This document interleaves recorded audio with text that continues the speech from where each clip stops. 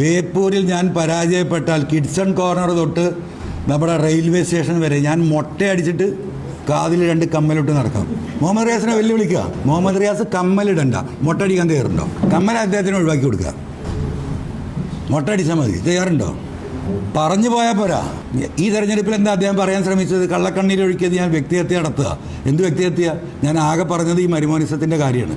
മരുമോനിസം എന്ന വാക്കിനെയാണ് അദ്ദേഹം ഈ വ്യക്തിഹത്യ എന്ന് പറഞ്ഞത്. ഇപ്പോൾ ഇരുന്ന് പറയുന്നത് UDF അധികാരത്തിൽ വരുമെന്നുള്ള ഒരു ചർച്ച ഉണ്ടാക്കിയിട്ട് UDFൻ്റെ സംസ്ഥാന നേതാക്കൾ പിരിവ് നടത്തുകയാണ്. നിങ്ങൾ ആലോചിക്കണം, എത്ര മോശപ്പെട്ട പ്രസ്താവനയാണ്.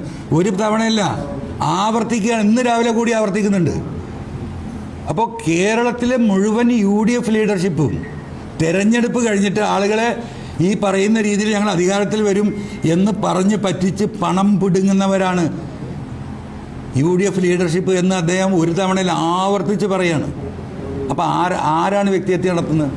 അതായത് കേരളത്തിൻ്റെ പൊതുസമ്പത്തിൻ്റെ 75-80% ഇദ്ദേഹം മന്ത്രിയായതിനു ശേഷം PWDയുമായി ബന്ധപ്പെട്ട അക്കൗണ്ടിലേക്കാണ് പോയത്. ആശുപത്രിയിൽ മരുന്നില്ല, കുട്ടികൾക്ക് ഉച്ചക്കഞ്ഞിക്ക് കാശില്ല, ചികിത്സക്ക് പണമില്ല, ഇവിടുത്തെ ഒരുപാട് എന്താ പറയുക ആളുകളുടെ കാര്യങ്ങൾ മുടങ്ങിക്കിടക്കുന്നു. ഇതൊക്കെ നിൽക്കുമ്പോഴും കോടാനകോടികൾ 90,000 കോടി രൂപയുടെ വർക്കാണ് ഈ 10 വർഷത്തിനിടയിൽ ഊരാളുങ്കൽ സൊസൈറ്റി കേരളത്തിൽ നടത്തിയത്.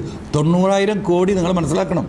അതിൻ്റെ 10% അവരുടെ എഡ്ജ് എന്ന് പറഞ്ഞാൽ തന്നെ 9,000 കോടി ഇങ്ങനെ മാറ്റിവെച്ചു.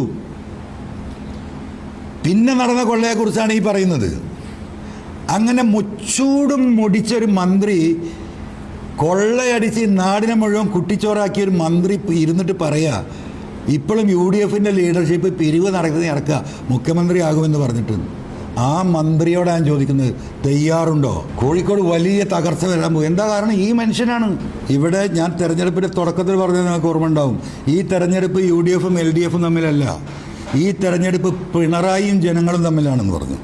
അതിൽ ഈ പറയുന്ന ന്യൂനപക്ഷത്തിൻ്റെ ഭൂരിപക്ഷ വോട്ട് വന്നിട്ടുണ്ടാവും, ഈ പറയുന്ന വിശ്വാസ സമൂഹത്തിൻ്റെ വോട്ട് വന്നിട്ടുണ്ട്, ഇടതുപക്ഷക്കാരുടെ വോട്ട് വന്നിട്ടുണ്ട്. പിണറായിയെ താഴെ ഇറക്കുന്ന ഇവിടുത്തെ സഖാക്കൾ, അതാണ് നമ്മൾ ആദ്യം മനസ്സിലാക്കേണ്ടത്.